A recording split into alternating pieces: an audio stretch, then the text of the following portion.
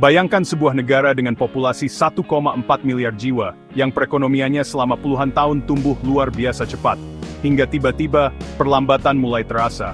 Ekspor melemah, permintaan luar negeri turun, dan dunia mulai bertanya-tanya, apakah raksasa Asia ini akan tumbang? Tapi Cina tidak duduk diam.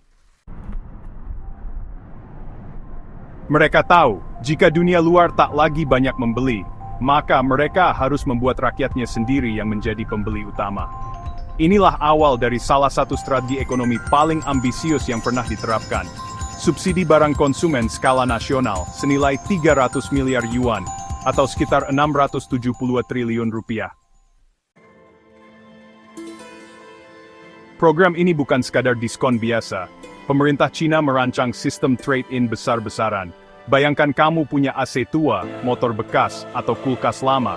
Kamu bisa menukarnya dan mendapat subsidi dari negara untuk membeli yang baru. Tujuannya bukan hanya memperbarui barang-barang rumah tangga rakyat, tapi menghidupkan konsumsi domestik sebagai tumpuan baru pertumbuhan. Ekonomi Cina perlahan bertransformasi dari negara manufaktur ekspor menjadi negara konsumsi internal yang tak kalah kuat.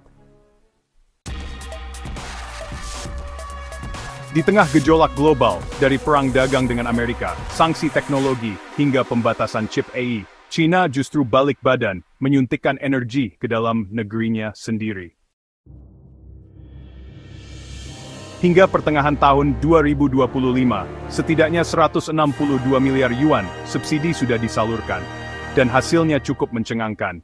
Penjualan retail naik 6,4% year-on-year pada bulan Mei, dan sejumlah merek lokal seperti Haier, Xiaomi, hingga Gree melaporkan lonjakan permintaan yang signifikan. Kota-kota besar seperti Shenzhen dan Chengdu menjadi ladang uji coba, di mana warga berbondong-bondong mengantri untuk mengganti barang-barang lamanya. Namun tidak semua berjalan mulus.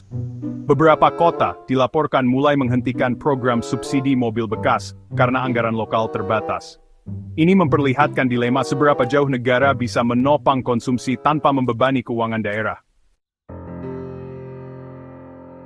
Tapi strategi ini tidak lahir dari ruang kosong. Ia adalah hasil pembacaan jitu terhadap realitas baru, bahwa pasar ekspor global sudah tidak lagi bisa diandalkan sepenuhnya.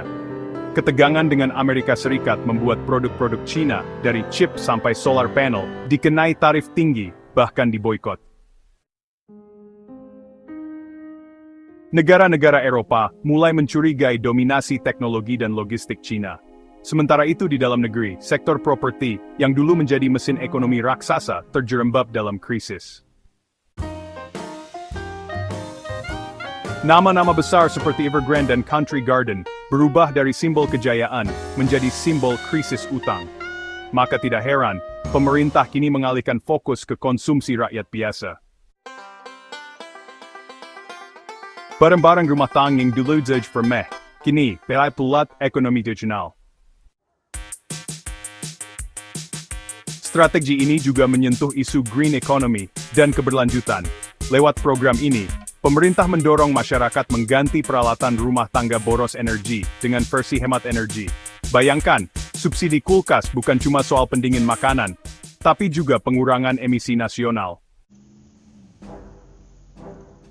Subsidi motor listrik bukan cuma soal transportasi, tapi juga soal kemandirian energi. Maka dari itu, subsidi ini bukan sekadar strategi ekonomi, tapi juga strategi politik dan lingkungan jangka panjang.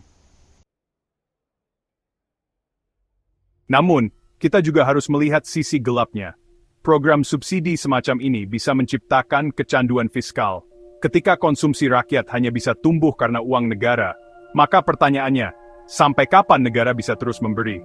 Yang lebih mengkhawatirkan, apakah masyarakat akan tetap konsumtif jika subsidi dicabut?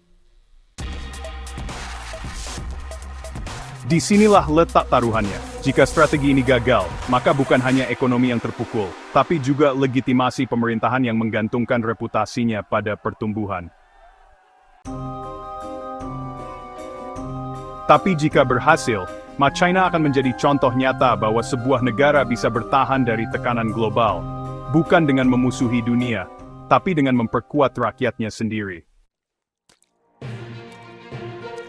China mengajarkan kepada dunia bahwa di tengah ketidakpastian global, ada satu hal yang tetap bisa dikendalikan, kekuatan beli rakyat sendiri.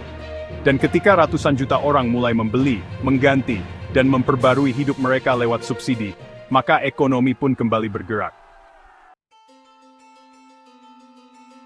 Mungkin perlahan, tapi pasti. Jadi ketika negara lain masih bergantung pada investasi asing atau pasar global, China berkata akan memutar roda ekonomi kami sendiri, dengan tangan rakyat kami sendiri.